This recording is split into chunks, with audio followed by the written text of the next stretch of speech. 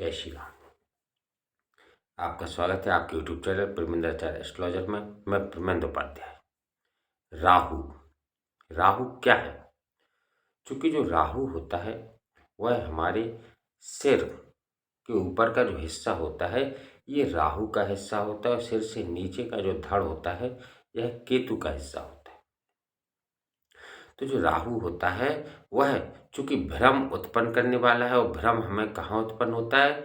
हमें जब बुद्धि में भ्रम उत्पन्न होता है तो हमें चारों ओर सब जगह भ्रम ही भ्रम दिखाई देता है, यानी कहीं भी कोई रास्ता नहीं सूझता है। हमारी बुद्धि जो है वह पूरी तरीके से काम करना बंद कर देती है।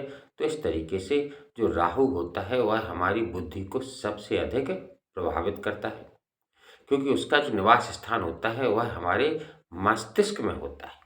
तो जो राहु होता है वह हमारे मस्तिष्क को सबसे अधिक क्या करता है? प्रभावित करता है। इसलिए चूंकि जो राहु है यदि वह बली हो, बली मतलब आपकी कुंडली में यदि राहु उच्च स्थान पर अच्छी जगह बैठा हो और बली हो, शक्तिशाली हो, तो निश्चित रूप से वह राहु आपको आध्यात्म के रास्ते की ओर लेकर जाता है। किंतु यदि वही राहु अगर आपका अनिष्ट करने पर आ जाए तो आपको कहाँ से कहाँ तक नीचे गिरा सकता है यह आप कल्पना भी नहीं कर सकते। और यदि शक्तिशाली हो जाए तो वह आपको नीचे के स्थान से उठाकर किस ऊंचे स्थान तक ले जाएगा इसकी भी आप कल्पना नहीं कर सकते। क्योंकि आज मैं आपको कुछ लक्षण बताने जा रहा हूं जिनसे आप स्वयं पता चला सकते हैं कि आखिर राहु हमारी कुंडली में सही है या नहीं है।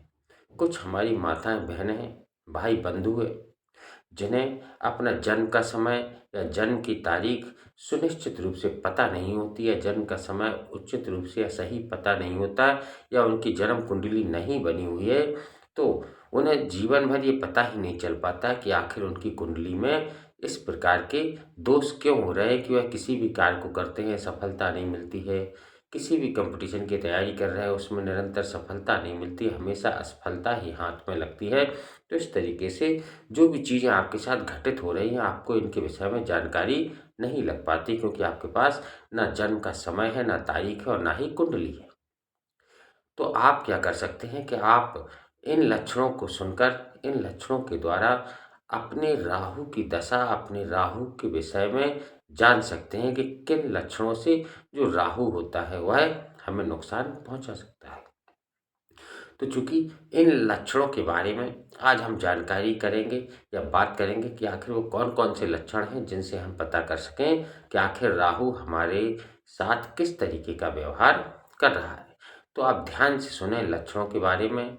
ये लक्षण यदि आपको अपने अंदर दिखाई दे तो निश्चित रूप से समझ लेना कि आपकी जो कुंडली है उसमें राहु खराब है। तो चलिए बात करते हैं लक्षणों के विषय में।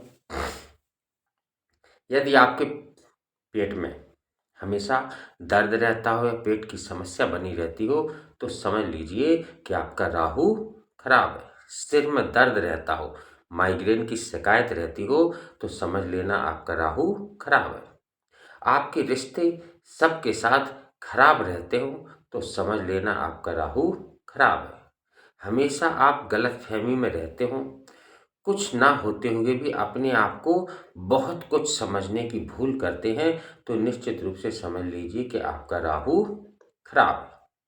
आर्थिक नुकसान समय समय पर यदि आपका होता है तो समझ लीजिए आपका राहु खराब है।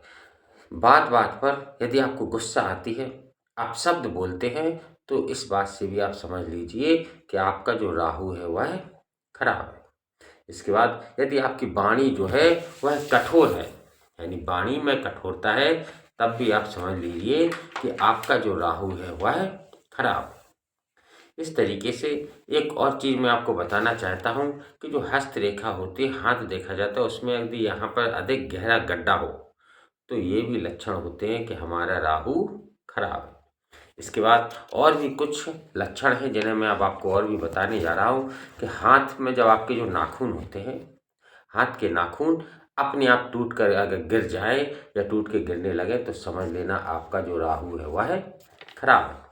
बार बार आपकी वाहन के साथ दुर्घटना घटित होती है तो समझ जाइए कि राहु खराब है। सिर में आपके बार बार चोट लगती हो या सिर में दर्द होता हो तो समझ लेना आपका राहु खराब है। किसी स्त्री की वजह से आपको यदि अपयश की प्राप्ति होती है तो समझ लेना आपका राहु खराब है। भोजन में हर हफ्ते या प्रतिदिन बाल का निकलना, यदि बार बार भोजन में बाल निकले तो समझ लेना कि आपका राहु खराब है। अच्छे मित्र ना मिलना, यानी बार बार आप मित्र बनाए हुआ मित्र चालबाज, धोखेबाज या आपके साथ गलत तरीका व्यवहार करने वाले हों तो समझ लेना आपका राहु खराब है। किसी भी प्रकार के व्यसन में आप यदि फंसे हुए हैं तो समझ लेना राहु खराब है। जैसे शराब की लत लग जाना, पर स्त्री के चक्कर में फंस जाना, ड्रग के चक्कर में फंस जाना, इस प्रकार से आपके जो भी व्यसन है, यदि आप किसी व्यसन को में फंसे हुए हैं तो निश्चित रूप से आपका राहु खराब है।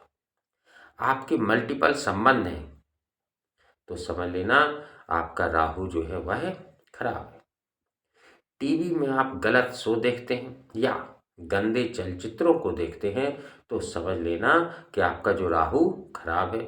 आपको गंदगी में रहना पसंद है तो समझ लेना राहु खराब है। गंदगी से होने वाले यदि कोई रोग आपको हो जाता है तो समझ लेना आपका राहु खराब है। आप भ्रम के अधिक शिकार रहते हो, बार बार आपको भ्रम होता हो तो समझ लेना आपका जो राहु है वह खराब है। अति कामुकता के विचार आपके अंदर आना, अधिक कामुकता के विचार आपके अंदर आना, तो आप इससे भी समझ सकते हैं कि आपका जो राहु है वह खराब है। वाहन चलाते समय कलाबाजी दिखाना या स्टंट करना, ये भी राहु खराब होने के लक्षण हैं। बेवजह किसी को गाली गलौज देना, ये भी राहु खराब होने के लक्षण हैं। पड़ोसियों के साथ वाद विवाद होते रहना, ये भी राहु के खराब होने के लक्षण हैं। शरीर पर चींटियों के रेंगने की तरह सरसराहट को महसूस करना, शरीर पर जिस तरीके से चींटियां रेंगती हैं उस तरीके से चींटियों के रेंगने की तरह सरसराहट अपनी बॉडी पर, अपने शरीर पर यदि आपको महसूस होती है तो समझ लेना आपका राहु खराब है। तो इस प्रकार से ये जो लक्षण हैं इनसे हम पता कर सकते हैं कि आखिर जो राहु है वह हमारे साथ खराब स्थिति में है या अच्छी स्थिति में है। इन लक्षणों को आप महसूस कीजिए। यदि आपको इन लक्षणों में से 60-70% तक यदि लक्षण सही लगते हैं तो निश्चित रूप से आपका राहु बहुत अधिक खराब है। यदि 4-6% आपको 10% तक यदि आपके लक्षण लगते हों तो इसमें आपकी राहु की कुछ स्थिति खराब है लेकिन पूर्ण रूप से खराब नहीं है, यानी वह आपको कुछ न कुछ प्राप्त कराता रहेगा, आपको आध्यात्म से जोड़ कर रखेगा। तो अब राहु तो खराब है, ये तो ठीक है, लेकिन अब राहु खराब है तो उस खराब राहु को अच्छा किस प्रकार से बनाया जाए, यानी उसे शांत कैसे किया जाए। तो चलिए मित्रों, अब राहु को शांत करने के मैं कुछ उपाय बताने जा रहा हूँ। उन उपायों को भी आप अच्छे से समझ लीजिए, नोट कर लीजिए, क्योंकि राहु जो है वह यदि अच्छा हो जाए तो हमें सब कुछ, प्रत्येक वस्तु प्राप्त हो सकती है। तो चलिए बात करते हैं कि राहु को किस प्रकार से शांत किया जाए। उससे पहले यदि आप हमारे YouTube चैनल पर नए हैं तो आपका दिल से स्वागत करता हूँ। हमारे YouTube चैनल को सब्सक्राइब कीजिए, वीडियो को अधिक से अधिक शेयर कीजिए, लाइक कीजिए।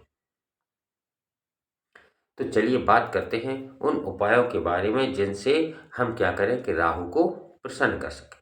तो पहला उपाय राहु को प्रसन्न करने का होता है मेडिटेशन, ध्यान, क्योंकि राहु का जो स्थान होता है वह हमारा मस्तिष्क होता है। और जब आप, सीधी सी बात है, जब आपका कहीं बुद्धि भ्रमित हो जाए तो आप ध्यान लगाना शुरू कर दीजिए। ध्यान लगाने से क्या होता है, बुद्ध मजबूत होता है, गुरु भी मजबूत होता है, क्योंकि ध्यान लगाना मतलब गुरु की कृपा प्राप्त करना। तो गुरु मजबूत होता है ध्यान लगाने से, और चंद्र भी मजबूत होता है ध्यान लगाने से। इसलिए गुरु, और इस तरीके से गुरु, शुक्र और बुध, चंद्र, ये सभी ग्रह मजबूत होते हैं मेडिटेशन करने से, ध्यान करने से। और राहु जो है वह मेडिटेशन से थर-थर काँपता है, क्योंकि उसे ध्यान करना बहुत पसंद नहीं है, यानी वह ध्यान से डरता है, भयभीत होता है। तो इसलिए सबसे पहला जो आपको उपाय करना है वह प्रतिदिन आप ध्यान यानी मेडिटेशन करना प्रारंभ कर दीजिए। भले ही 5 मिनट कीजिए, 10 मिनट कीजिए, जितना आपके पास समय हो उतना मेडिटेशन अवश्य कीजिए। इससे क्या होगी, आपकी बुद्धि स्थिर रहेगी और राहु जो होगा वह शांत होना प्रारंभ होगा। इसके बाद अन्य उपाय और भी हैं, उन्हें मैं बता रहा हूँ, आप ध्यान से सुनें। ससुराल पक्ष के साथ आपके जो संबंध हैं, वह संबंध आप अपने ससुराल पक्ष की तरफ मधुर बनाकर रखें। इससे भी राहु प्रसन्न होता है। सिर पर चोटी रखिए, शिखा रखिए, सिर पर शिखा रखिए, चोटी रखिए, इससे राहु शांत होता है। माथे पर जब भी घर से निकले तो चंदन का टीका अवश्य लगाएं, इससे राहु शांत होता है। भोजन को भोजन कक्ष में करें, ना कि बेडरूम में, यानी जो भोजन का कमरा हो उसी में भोजन बैठकर करें, बेडरूम में भोजन ना करें। तो भोजन कक्ष में भोजन करने से भी राहु प्रसन्न होता है।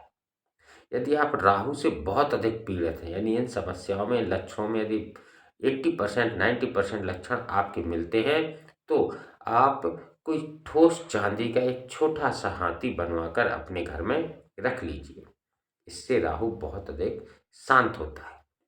इसके बाद सरस्वती माँ की आराधना अवश्य करें, क्योंकि सरस्वती माँ की आराधना करने से राहु शांत होता है, क्योंकि वह जो सरस्वती माँ मतलब बुद्धि की देवी, और राहु का निवास कहाँ होता है, हमारे मस्तिष्क में। इसलिए सरस्वती माँ का ध्यान करने से राहु बहुत शीघ्र अतिशीघ्र शांत होता है। ठीक है। गुरु के लिए उपाय करें। तो गुरु के लिए उपाय क्या है, तो गुरु आपका जो भी गुरु हो, उस गुरु ने आपको एक गुरु मंत्र दिया होगा। उस गुरु मंत्र का नियमित 21 बार, 51 बार, 108 बार, जितनी बार आपसे संभव हो सके उतनी बार गुरु मंत्र का जप करें। इससे क्या होगा, गुरु प्रसन्न होता है। जब गुरु प्रसन्न तो राहु शांत हो जाता है। इसके बाद 7 शनिवार का व्रत रखें आप। ठीक है, 7 शनिवार का आप नियमित व्रत रखिए। कौवे को रोटी खिलाइए। सोते समय आप अपने सिरहाने जौ, गेहूं की तरह होता है जौ, जैसे जानवरों को खिलाया जाता है, जौ आप अपने सोते समय सिरहाने रख लीजिए और सुबह जब आप सोकर उठें तो उस जौ का दान कर दीजिए। इससे भी राहु जो होता है वह प्रसन्न होता है। सरस्वती माँ को अंतिम उपाय है जो बहुत ही शक्तिशाली है, यानी सरस्वती माँ को 6 दिन तक आप पीले पुष्पों की माला अर्पित करें। ठीक है। अब चूंकि प्रतिदिन नहीं करना है, शनिवार को ये जितने भी मैंने उपाय बताए हैं राहु को शांत करने के, यह उपाय आप या तो शनिवार के दिन करें या बुधवार के दिन करें।